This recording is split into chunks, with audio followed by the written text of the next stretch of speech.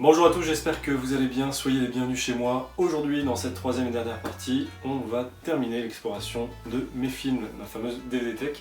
On a vu ensemble des coffrets, des Blu-ray, des steelbooks, on a attaqué lors du dernier épisode les DVD. Aujourd'hui, on va retrouver aussi quelques petits steelbooks, quelques petits coffrets, et surtout, grâce à l'édition proposée par Warner, des fameux Snapcase. Soyez les bienvenus, j'espère que vous passez un bon moment, on est parti. Pour cette dernière vidéo, je vais essayer d'aller vite. Je me suis amusé à classer un petit peu les films, soit par acteur, soit par genre de film. Donc ça va être plutôt sympathique et j'espère dynamique. Donc on est parti. Là on a Blade, la trilogie, donc le coffret regroupant le 1 et le 2. Bien sûr le 2, mon préféré, réalisé par Guillermo del Toro. On a le 3 qui s'est complètement planté, même s'il y a Dracula dedans. Ryan Reynolds a cette fameuse réplique légendaire. Voudrais-tu goûter s'il te plaît le goût légèrement sucré du Boon. On continue sur du comics, Wanted avec Angelina Jolie, James McAvoy, 2008. Alors, il y a même Chris Pratt qui joue dans le rôle du meilleur ami, véritablement foiré dedans. Morgan Freeman, au top. Cool comme thriller, d'action, top. J'ai eu un commentaire sympathique disant que sur tous les films de super-héros que j'avais en ma possession, il me manquait le fameux The Crow de 1994 avec Brandon Lee, réalisé par Alex Proya à l'époque, même réalisateur que iRobot, on le verra un peu plus tard.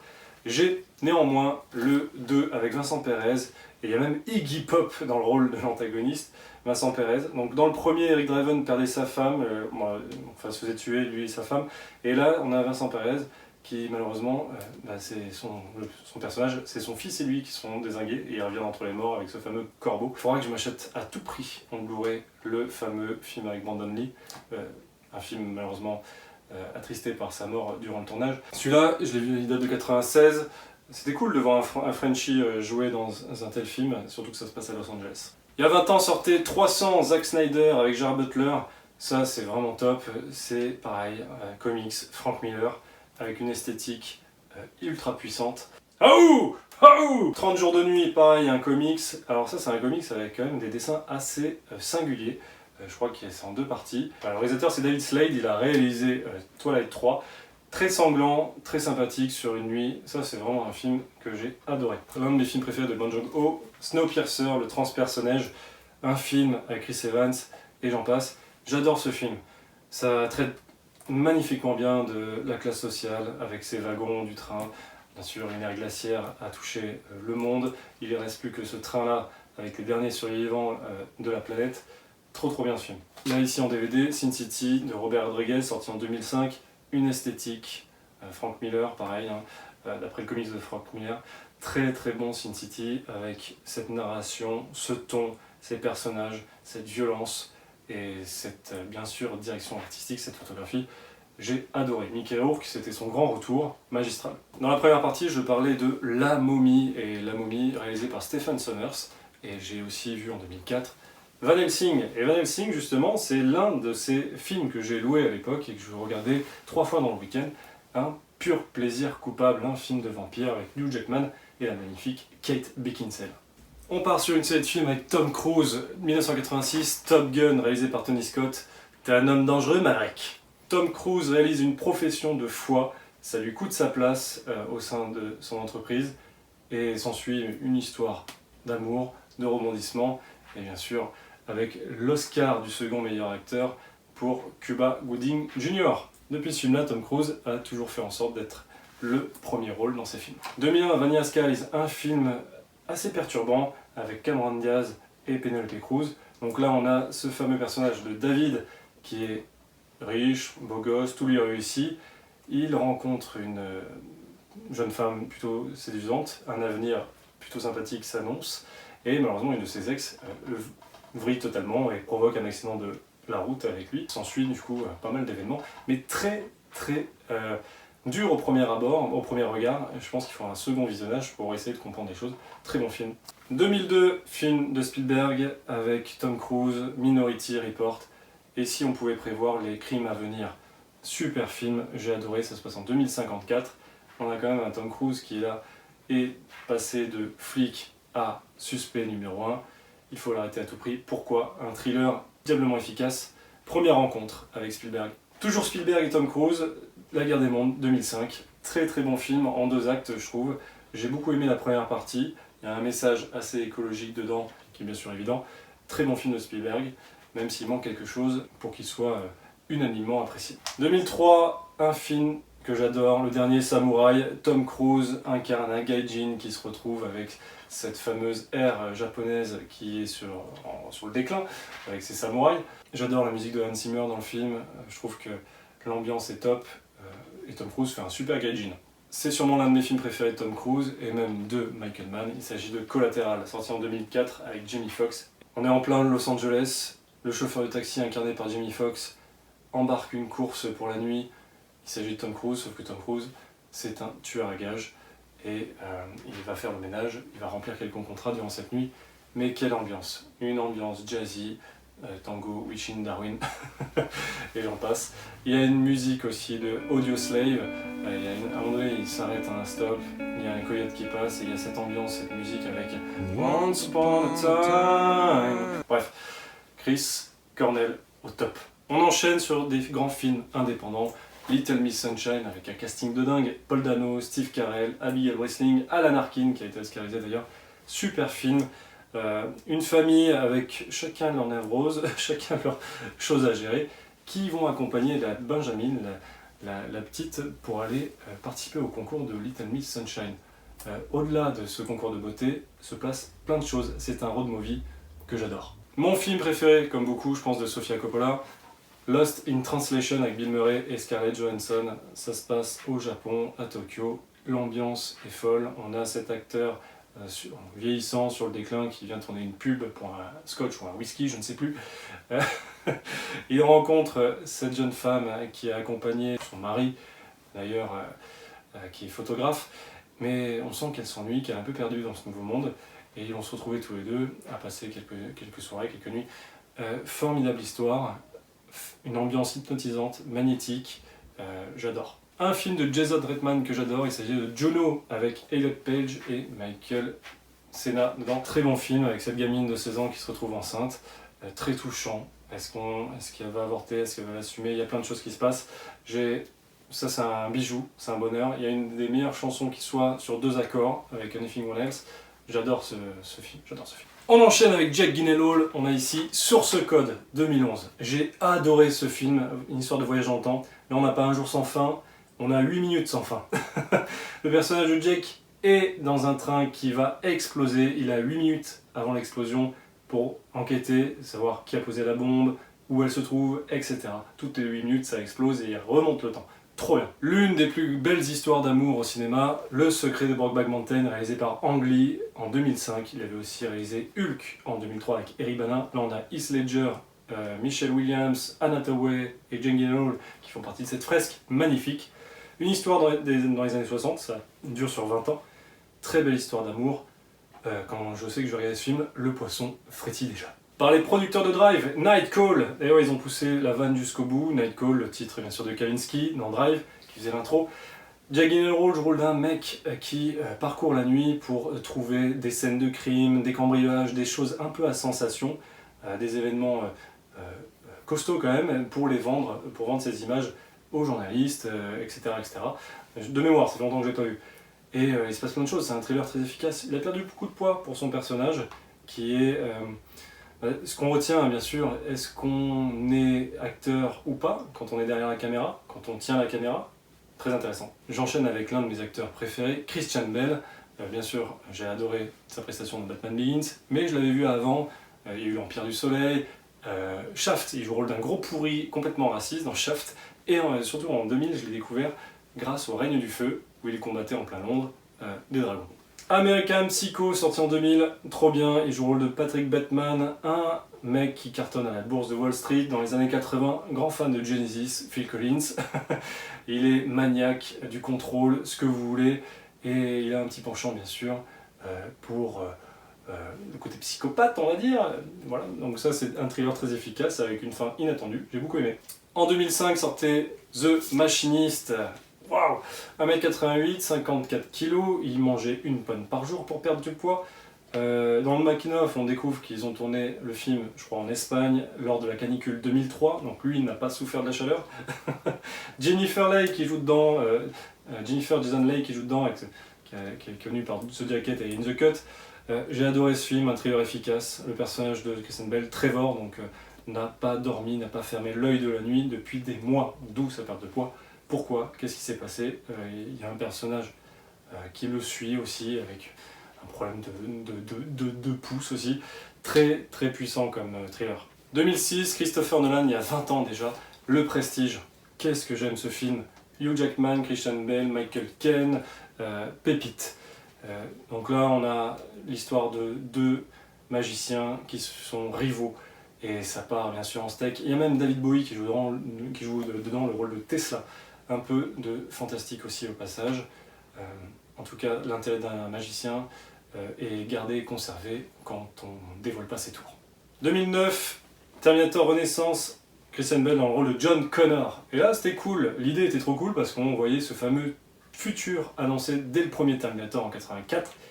Et j'ai passé un bon moment dans ce film. Il n'a pas eu de suite parce qu'il n'a bien sûr pas trouvé un public assez grand.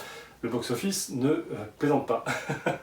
James Mangold a réalisé Le Mans 66, Logan, et a aussi réalisé 3h10 pour Yuma, Christian Bale, Russell Crowe, un western sorti en 2010. Bon, c'est bien sûr un remake d'un autre western. J'ai adoré ce film. En plus, c'est vrai que c'est un western qui arrive un peu avec pendant cette ère super-héroïque. Très bon film de James Mangold. Allez, j'enchaîne. Taken 2008, culte bien sûr, une trilogie. Bon, le premier c'est le meilleur. J'ai adoré le rôle de Liam Neeson bien sûr, un réalisateur français pour le coup. Bonne chance. Une trilogie que j'adore, La mémoire, la mort et la vengeance dans la peau, 2002, 2004, 2007, avec Jason Bourne, ah oui, il est tellement bon, avec Matt Damon.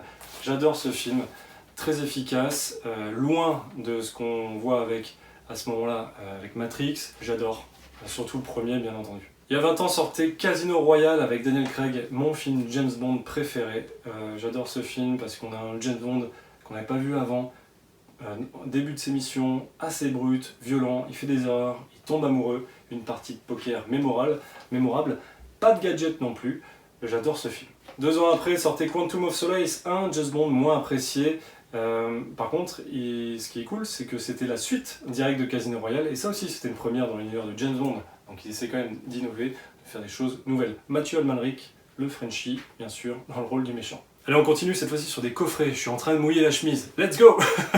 Une pensée pour madame Romy Schneider dans le rôle de Sissi l'impératrice. C'est l'un de ses films d'enfance, elle le regarde au moins une fois par an. Voilà, une jolie édition du film Twilight Fascination et Twilight Hésitation. À partir du 3, c'était des Blu-ray normaux, DVD normaux. Là, j'avais bien aimé cette édition, c'était assez joli. Je fais un petit tour d'horizon, donc Twilight sorti en 2008-2009. Le premier était assez sympathique, il y avait un côté artisanal je trouve, et ça collait très bien au bouquin, et puis après c'est devenu la saga, le phénomène littéraire qu'on connaît. Bon, est-ce que c'est des grands films? Pas forcément, moi j'ai bien aimé le premier, le 3 aussi, par le réalisateur justement de 30 jours de nuit, David Slade, ça apportait vraiment quelque chose dans le combat avec les vampires, et puis les 2 derniers films, que j'ai pas plus apprécié que ça. J'ai lu les livres à l'époque, et je me suis bien ennuyé, le tome 2, le tome 4, je me suis ennuyé de ouf. Bref, c'est quand même une saga phénomène. Restons sur les vampires avec Underworld 2003, Kate Beckinsale. Je suis complètement amoureux d'elle à ce moment-là, j'ai 15 ans. Elle est trop belle dans ce film. Je sais que ça a été plagié d'un jeu de rôle, il y a eu un truc à l'amiable entre les deux parties. Réalisé par Len Wiseman, on a Scott Speedman qui joue le rôle de Michael. Donc une histoire d'amour entre un vampire et un loup-garou. Ça n'a pas lieu d'être, ils sont pourchassés. Voilà. Mais une esthétique sympa, bon bien sûr du cuir, des flingues. On peut comparer aisément à Matrix, c'était un peu le phénomène de l'époque. Mais moi j'avais adoré celui-là. Du coup je m'étais pris en steelbook, DVD, le 2, qui est sorti en 2006, il y a 20 ans déjà, la vache. Très cool aussi, bonne ambiance. Joli steelbook. Hop. Underworld Evolution. Putain, les pubs de l'époque avec les chapitres. Et comme vous pouvez le remarquer, on attaque sur quelques petits steelbooks, j'en ai parlé en début de vidéo, on y est. Fast and Furious 6, voilà, un steelbook, Blu-ray, DVD, avec une copie numérique, on en était là, le digital. C'est pas mon steelbook préféré de la franchise, ni le film que je préfère. Sherlock Holmes, avec Robert Downey Jr. et Jude Law. trop bien. Cette dynamique entre les deux, c'est top. J'ai adoré comment ils cogitent avant de passer à l'action, c'est vraiment bien foutu. L'un de mes films préférés de Christopher Nolan, bien sûr, Inception, comme beaucoup d'autres. Hans Zimmer avec sa musique In Time, trop fort ce film. C'est vrai qu'arrivé à la fin de la séance, on se demande clairement, mais est-ce que cette toupie continue de tourner? Est-ce qu'il est encore dans le monde souterrain ou pas? Comment ça se passe? Inception, trop bien. Je continue avec Madame Doubtfire, réalisé par Chris Columbus, réalisateur de Harry Potter 1 et 2, ainsi que Home Alone. J'adore ce film, sorti en 93. Ça traite magistralement du divorce. Et c'est une vraie pièce de théâtre. Quelle performance de Robin Williams. J'ai eu l'occasion d'ailleurs de voir le masque de Madame Doubtfire au musée du cinéma à Lyon. Donc ça c'était cool, de presque pouvoir le toucher du doigt. Plutôt sympa. On enchaîne sur une série de films d'un de mes acteurs qui a accompagné mon enfance. Il s'agit de Jim Carrey. Bruce Tout-Puissant en 2003 avec Morgan Freeman. Il a pendant une semaine les pouvoirs de Dieu. Qu'est-ce qu'il va en faire? Bah, c'est trop bien. 2008, Yes Man. Il part sur le principe qu'il va dire oui à tout. Il est un peu plan-plan dans sa vie. Il se met à lui dire oui à tout. Est-ce que ça change quelque chose à sa vie? Et ben ça, il se retrouve dans des situations. Une pensée pour la voisine. Un film du réalisateur français Michel Gondry, il s'agit de The Eternal Sunshine of the Spotless Mind, sorti en 2004 avec Kate Winslet, on a Mark Ruffalo, superbe film, une histoire d'amour qui prend fin, il a le pouvoir d'effacer ses souvenirs et au moment de le faire, est-ce qu'il en a vraiment envie? Très poétique, très onirique, quel film. Ace Ventura 1 et 2, alors là je me suis éclaté sur chacun de ces films, même le 2, même avec Ace Ventura en Afrique, et j'ai passé beaucoup de temps à imiter ce personnage, à faire ses répliques de films, donc je vous ai parlé de ça bien sûr aujourd'hui. Et bien sûr, 94, The Mask, on a perdu le réalisateur cette année, tout récemment d'ailleurs, Chuck Russell. C'est un film cartoon, très inventif et qui utilisait quand même des effets spéciaux au tout début des années 90 et c'était plutôt réussi. Menteur, sorti en 96-97, ah trop cool, il aime bien les concepts un peu comme ça. Un avocat, un vrai pourri menteur qui gagne des affaires grâce au mensonge et transforme la réalité. Son fils, pour ses 5 ans, fait le vœu que son père dise pendant 24 heures toute la vérité, rien que la vérité, il le jure pas.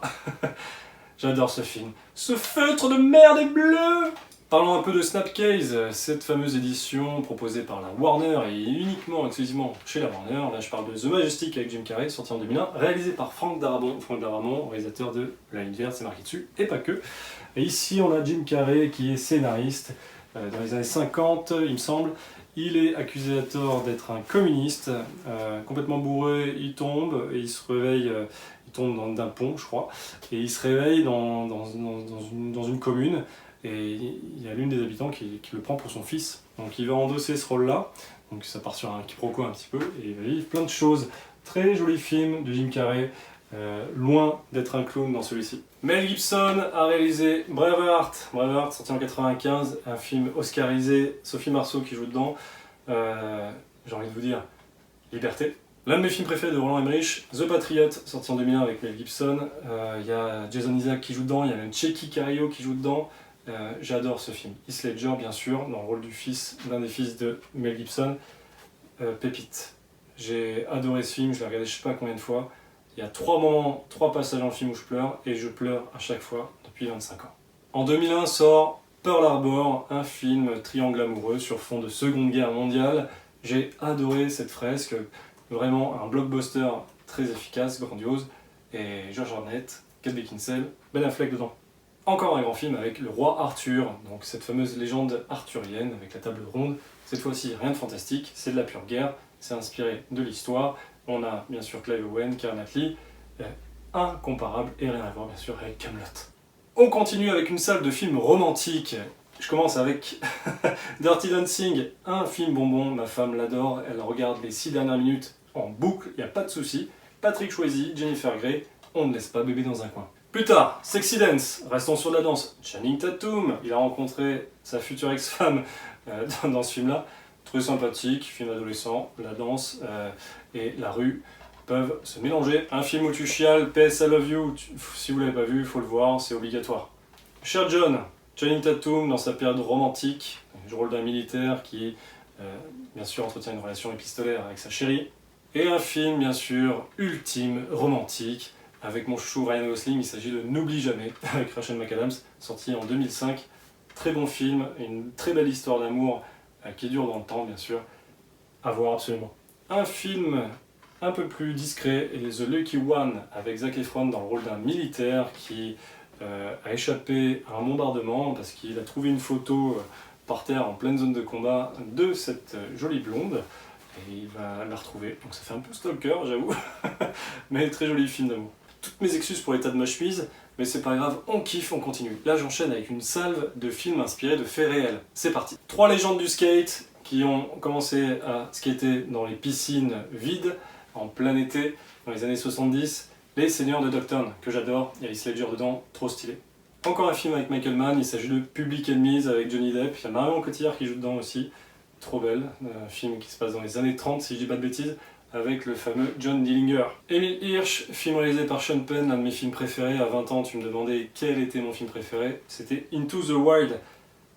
Sorti de la fac, sorti de ses études, diplômé, il décide d'envoyer la société valinguer. Il coupe ses cartes de crédit, ses cartes d'identité, et il part, objectif, l'Alaska. Très bon film, Christopher McCandless, un personnage qui a réellement existé, William Hurt qui joue dedans aussi, époustouflant, et sans parler de la bande originale de Eddie Vedder, un album que j'écoute chaque année. Un film réalisé par Gus Van Sant, réalisateur de Will Hunting, que j'aime beaucoup. Il s'agit de Harvey Milk, qui est sorti en 2009. Sean Penn a été oscarisé pour son rôle dedans. Très bon film, on suit ce politicien dans les années 70, à voir, c'est très important. Eddie Redmayne a été oscarisé pour son rôle de Stephen Hawking dans ce formidable film, une merveilleuse histoire du temps, j'ai adoré. Un film sur la jeunesse de John Lennon, réalisé par Sam Taylor Johnson. Il s'agit de Nowhere Boy, j'adore. Aaron Taylor Johnson joue le rôle de John Lennon jeune à ses débuts. Il rencontre Paul McCartney, très très bon film à voir en VO pour le coup. Il rencontre bien sûr sa future femme sur film, très chouette.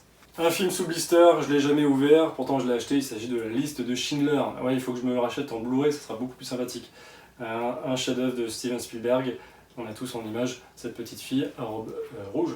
Encore un Oscar du meilleur acteur avec Roberto Benigni pour La vie est belle, sorti en 98. Un grand film, poétique, une fable, touchante et bien sûr qui nous fait réagir par rapport à cette période horrible de l'histoire. Rien de tel qu'à mon discours pour combattre l'Allemagne nazie avec le discours d'un roi, George VI. Colin Firth qui a eu l'Oscar du meilleur acteur, il y a eu 4 Oscars. Très très bon film, j'ai beaucoup aimé. George VI qui était le père donc, de la reine Elisabeth, à voir. Toujours inspiré de faits réels, on a Dallas Buyers Club avec Matthew McConaughey et Jared Leto, malheureusement qui ne fait pas trop l'actualité dans le bon sens. Un film où Matthew McConaughey joue le rôle d'un cow-boy séropositif, très bon film. Avec quelque chose de très positif par le réalisateur de Cette vie, j'en ai parlé un peu plus tôt dans les épisodes précédents, là on a La recherche du bonheur. Will Smith et son fils Jaden Smith qui livrent une formidable prestation. Ce père qui a rien dans les poches et qui va se retrouver stagiaire d'une grosse entreprise. Et voilà, la vie peut changer quand on travaille énormément. Voilà, c'est un peu le message. Du Spielberg, Arrête-moi si tu peux, Tom Hanks, Leonardo DiCaprio, formidable arnaqueur, très divertissant, très drôle, très chouette. Natalie Baye d'ailleurs qui joue le rôle de la maman de DiCaprio dedans. Allez, un petit film de Fincher, The Social Network 2011, Jesse Eisenberg, Justin Timberlake, Andrew Garfield, super film. Il y a même Dakota Johnson qui joue dedans il me semble. Ça relate bien de ce qui s'est passé pour la création de Facebook en 2003. Voilà. Une comédie dramatique, Dr Patch avec Robin Williams, le regretté Robin Williams qui nous offrait des pépites avec cet amour pour les enfants. Channing Tatum, ce n'est pas que Sexy Dance, on a Foxcatcher, et là c'est d'après une histoire vraie, glaçante. On a Steve Carell qui joue le rôle d'un entraîneur toxique, Mark Ruffalo qui joue son second, et bien sûr Channing Tatum, l'un des joueurs. Très difficile comme film, très difficile. J'enchaîne avec des coffrets Kill Bill, volume 1, le 2 est resté sûrement chez mon père. Donc là, un magnifique coffret, 2003, quel film. une lettre d'amour au film japonais, chinois de l'époque. Bien sûr, avec cette typée jaune, bande noire pour le jeu de la mort, hein, Bruce Lee, bien sûr. Très bon film de Tarantino. Et tu connaîtras pourquoi mon nom est l'éternel quand sur toi s'abattra la vengeance du Tout-Puissant. Vous avez deviné? Pulp Fiction, 94, prix de la mise en scène. Et j'en reviens pas que les mecs ont hué ce film dans la salle.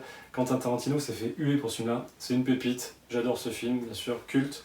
On a, en plus là, l'affiche juste parfaite. Comme quoi une carrière dans le cinéma, c'est assez rigolo parce que 10 ans plus tard, Quentin Tarantino se retrouve président du jury au Festival de Cannes et ils ont récompensé Old Boy de Park Chan-wook, un super film adapté du manga. Il y a un plan séquence au marteau dedans qui est juste parfait et cette histoire est glaçante.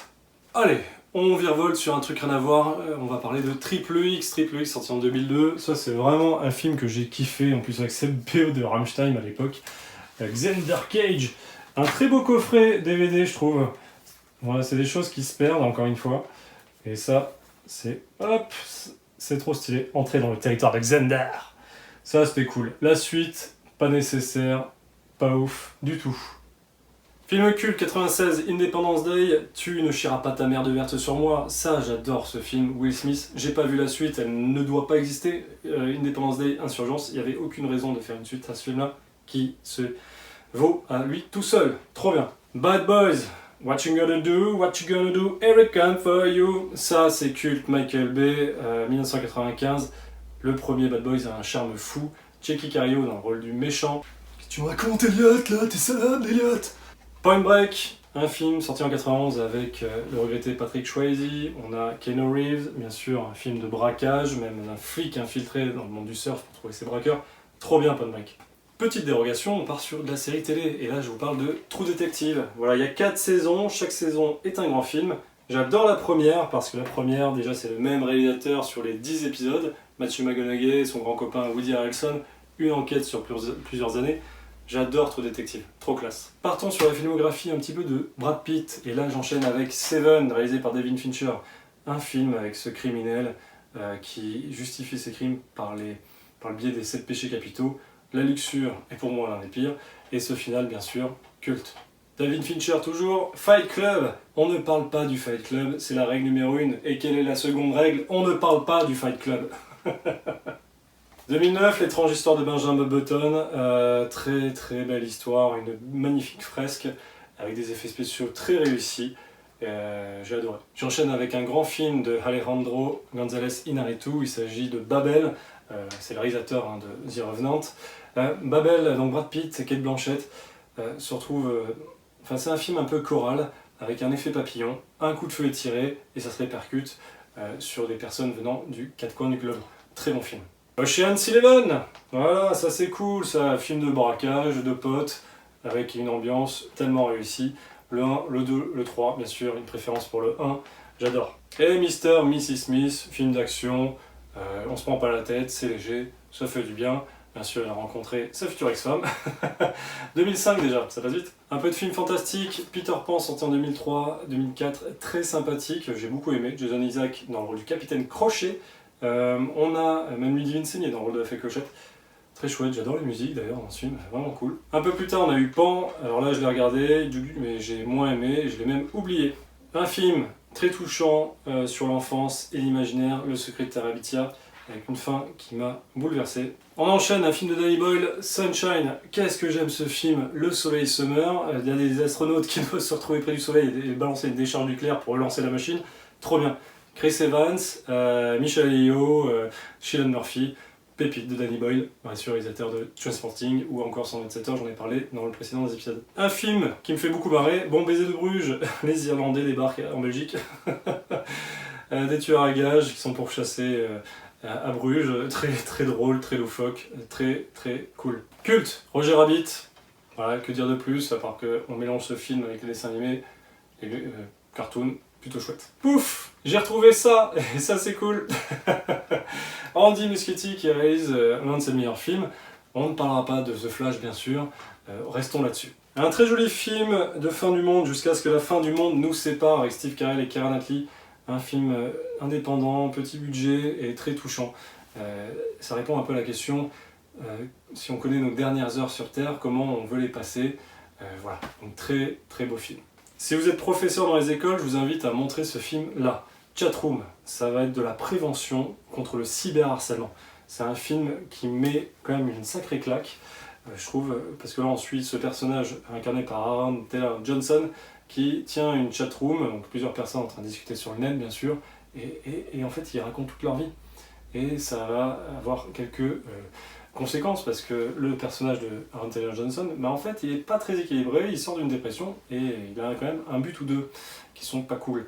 Très bon film que je vous invite à voir. L'effet papillon culte avec Ashton Kutcher bien sûr, un événement, même si tu le changes, ça a des répercussions.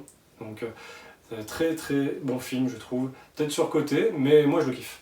Un film sympathique, imaginons vous prenez une pilule, vous êtes plus performant et tout vous réussit, il s'agit de Limitless avec Bradley Cooper, même Robert De Niro dedans. Alors ça c'est plutôt rigolo parce que Robert De Niro, ils ont joué aussi ensemble dans Happiness Therapy. Bref, Limitless c'est plus sympathique. En début de vidéo, je parlais de Alex Proyas, vite fait avec son The Crow avec Brandon Lee. Il a aussi réalisé en 2004, soit 10 ans après, iRobot, un film que j'affectionne tout particulièrement. Je suis même allé en vacances à New York et je me suis acheté les mêmes Converse que lui. J'adore ce film et ça traite merveilleusement bien. C'est un thriller sur fond d'intelligence artificielle avec la place des machines dans notre quotidien. Ça reste un film d'action, mais vraiment cool. Un film que j'adore avec Denzel Washington, il s'agit de Déjà Vu. Et Déjà Vu, c'est trop bien, c'est sorti il y a 20 ans, il y a Val Kilmer dedans. Il y a donc un ferry à Nouvelle-Orléans qui explose. Et pour enquêter dessus, ils utilisent un nouveau système qui permet de remonter le temps, en gros, de visionner en remontant le temps. Et c'est trop bien, ça faut vraiment le voir. Star Trek, celui de 2009 avec Chris Pine et Zachary Pinto, j'ai adoré ce film, c'est vraiment du très bon J.J. Abrams. Il y a même Chris Hemsworth qui fait ses débuts, qui incarne le papa de Chris Pine au tout début du film, charisme de ouf. Mon film de loup-garou préféré, ou l'un de mes premiers films de loup-garou préférés, Wolf avec Jack Nicholson, Michelle Pfeiffer. Oh, il y a même James Spader dedans. Très très bon film où on voit comment, après une morsure, Jack Nicholson se transforme, avec l'odeur, le toucher. Enfin, c'est super bien fait, le film remonte à 94. Un film maintenant de Zack Snyder, donc on a parlé de 300, on a parlé pas mal de ses films à ce réalisateur-là, mais il y a eu aussi L'Armée des Morts en 2004. Alors ça c'est très drôle parce qu'à l'époque j'ai 16 ans je crois, et j'avais pas mal de copains qui allaient le voir, mais qui quittaient la salle dès la première scène, ils s'attendaient pas à ça.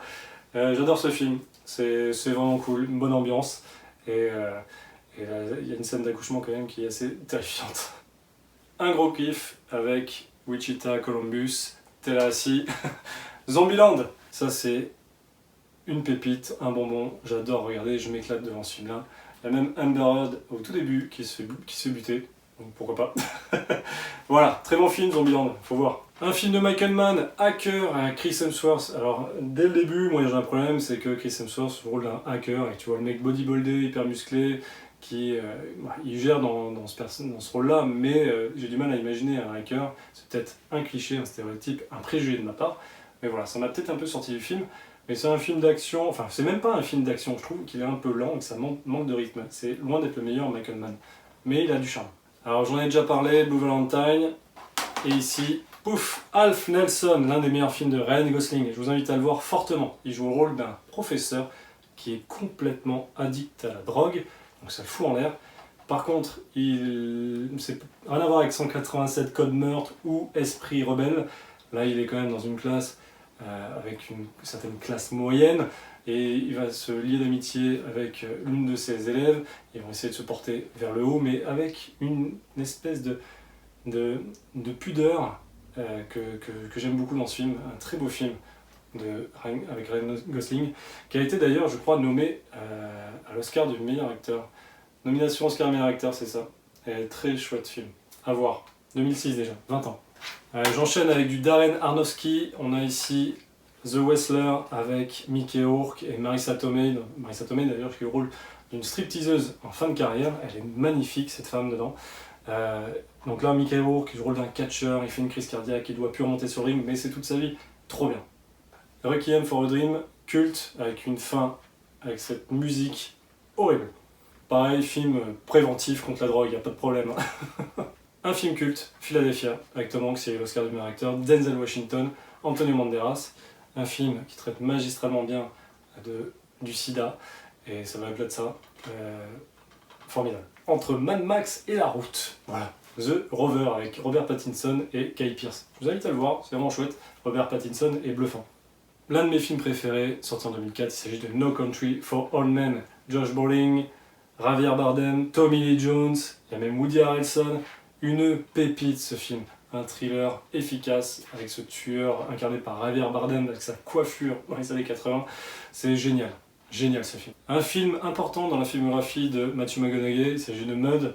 Voilà, il a le rôle de ce personnage qui attend sa chérie pour qui il a tué quelqu'un. Il rencontre deux jeunes ados qui vont squatter, traîner un peu avec lui. Très bon film, j'ai beaucoup aimé. Il y a même Reese Witherspoon dedans, il y a aussi Ty Sheridan qui a joué dans Ready Player One, et le rôle aussi de Cyclope dans X-Men, Apocalypse et Dark Phoenix. Mode à voir. Maintenant, deux films de Clint Eastwood. Ici, on a Mystic River, que j'adore, sorti en 2003, Kevin Bacon, Tim Robbins et Sean Penn, qui a encore une fois été, premier Oscar du meilleur acteur pour lui à ce moment-là. Un grand film, la fille de Sean Penn se fait tuer, et l'un des principaux suspects est l'un de ses amis d'enfance qui s'était fait embarquer dans une voiture gamin. Puissant. L'un de mes films préférés de Clint Eastwood, l'un de ceux où j'ai le plus pleuré aussi dans ma vie de cinéphile, il s'agit de $1 Million Baby. Alors on a Hilary Swank qui joue le rôle de cette boxeuse un peu vieillissante pour aller chez les pros, mais qui fait en sorte d'être entraînée par Clint Eastwood. Un film magnifique. Martin Scorsese, on enchaîne sur du Martin Scorsese. Les Affranchis, un film que j'adore. Alors là c'est rigolo parce que c'est un DVD particulier, parce que en plein visionnage, il faut changer de face. Voilà, ça se présente comme ça, il faut vraiment... c'est comme les cassettes, les Walkman à l'époque, tu as face A et face B. Bon, Les Affranchis, Ray Liotta, culte. 2003 sort Gangs of New York avec DiCaprio, Daniel Day-Lewis, on a même Liam Neeson au début du film qui joue le rôle du père de DiCaprio. Et Cameron Diaz aussi dedans, ça c'est d'une violence pure et basée sur des faits historiques.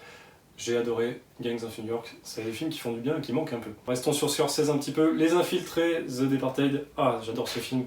Un film avec Mark Wahlberg, Matt Damon, DiCaprio et j'en passe, il y a même Jack Nicholson dedans. Ça porte tellement bien son nom. On a vraiment les mafieux infiltrés chez les flics infiltrés chez les mafieux, et il y a des retournements de situation, et la fin est juste... elle te fout sur le cul, tu peux même pas la prévoir.